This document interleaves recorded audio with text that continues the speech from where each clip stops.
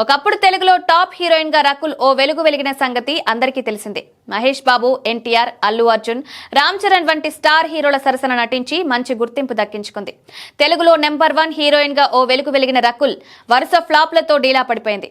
కాలీవుడ్, బాలీవుడ్ లో కొన్ని సినిమాల్లో నటించినప్పటికీ అక్కడ ఆమెకు సరైన హిట్ మాత్రం దక్కలేదు. దీంతో రకుల్ కు అవకాశాలు తగ్గిపోయాయి. ఇదే సమయంలో రష్మిక, పూజా హెగ్డే, శ్రీలీల వంటి స్టార్స్ ఇండస్ట్రీలోకి దూసుకురావడంతో రకుల్ రేస్ లో వెనుకబడిపోయింది.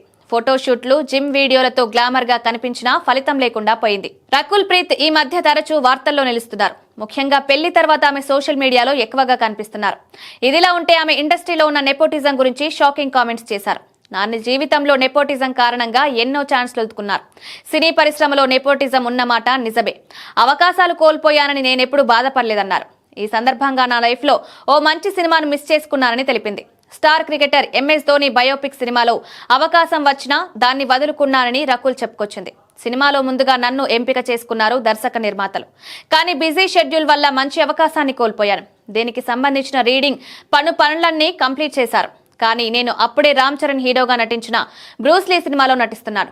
2 సాంగ్స్ ఇంకా చిత్రీకరణ పూర్తి కాలేదు.